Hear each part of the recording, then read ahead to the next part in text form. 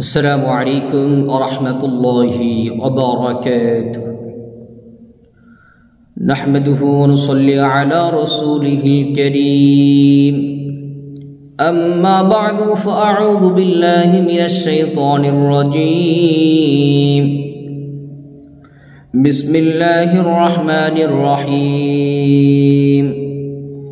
وننزل من القرآن ما هو شفاء ورحمة للمؤمنين. صدق الله المولانا العظيم.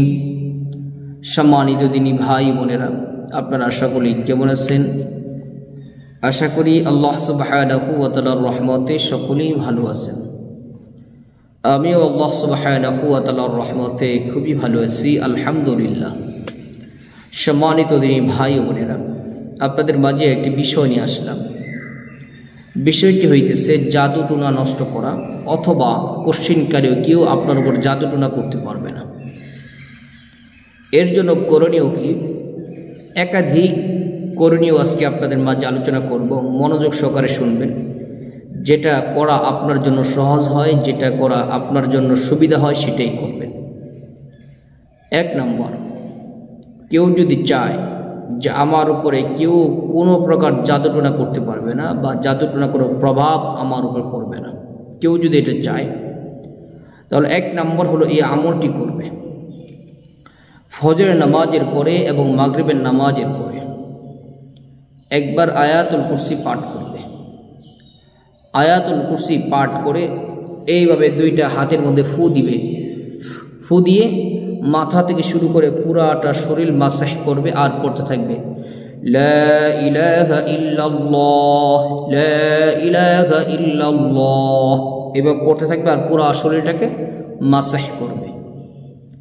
এরপর শেষ হয়ে গেলে আবারও আরেকবার আয়াতুল কুরসি পাঠ করবে, আবারও 2 হাতের তালুতে ফু দিবে।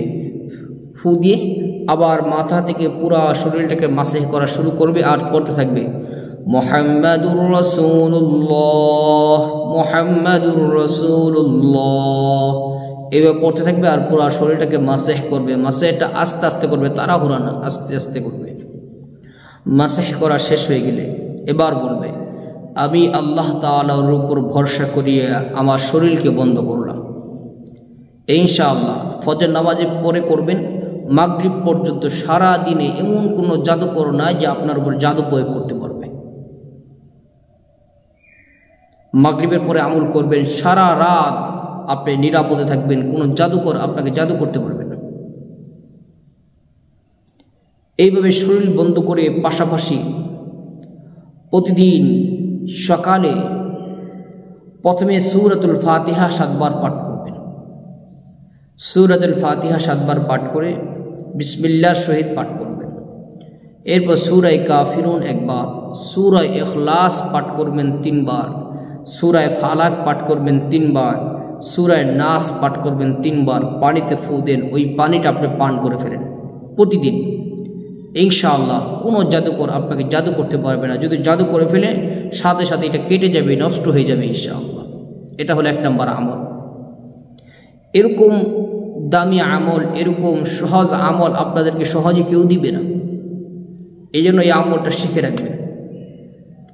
এটা কিন্তু সাথে সাথে আবার বলে দিই, জাদুটা আপনার শরীরে করে ফেলছে, আপনি বুঝতে পারছেন, অথবা কেউ কোথাও গেছেন, কোনো হুজুরে গেছে, সে বলছে যে আপনাকে জাদু করা হয়েছে, কুফরি করা হয়েছে, তো আপনি তখন যদি আমল করেন তখন কিন্তু এটা নষ্ট হতে চাইবে না, কারণ ওটা শক্তিশালীভাবে করা হয়েছে। এটা তখন যারা তদবির করে তাদেরই স্বর্ণপন্ন হতে হবে। কিন্তু আপনি যদি নিয়মিত আমল শুরু করে দেন, আপনার উপরে কেউ জাদু আর করতে পারবে না। আগে যা করছে, নতুন করে কেউ করতে পারবে না।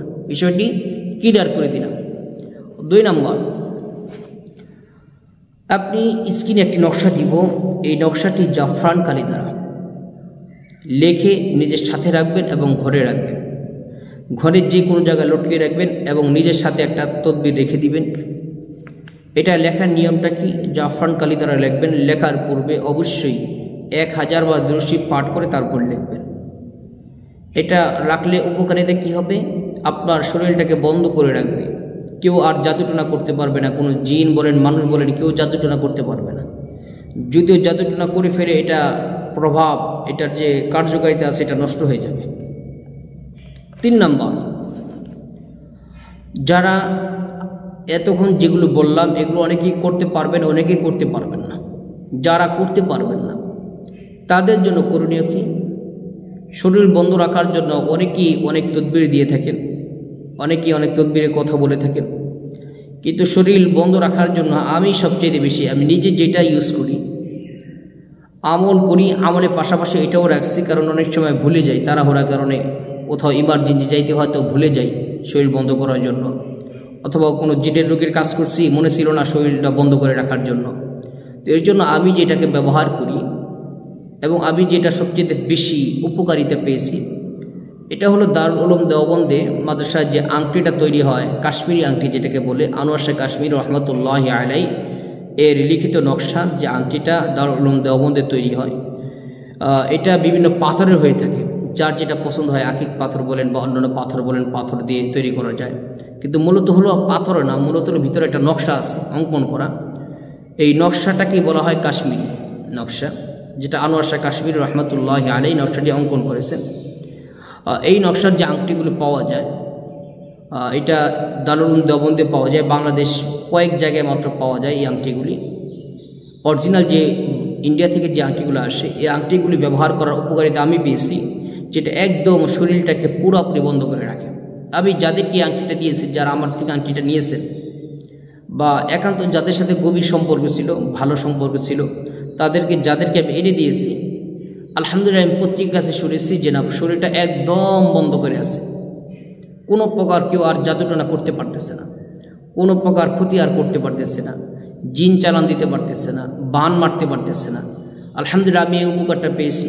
তো এই জন্য সর্বশেষ যারা আমলগুলো করতে পারবে না তাদেরকে বলবো, আপনারা সম্ভব হলে কাশ্মীরি আংটি, যেটা ইন্ডিয়াতে দারুল উলুম দেওবন্দে তৈরি হয়, এই কাশ্মীরি আংটিটা আপনার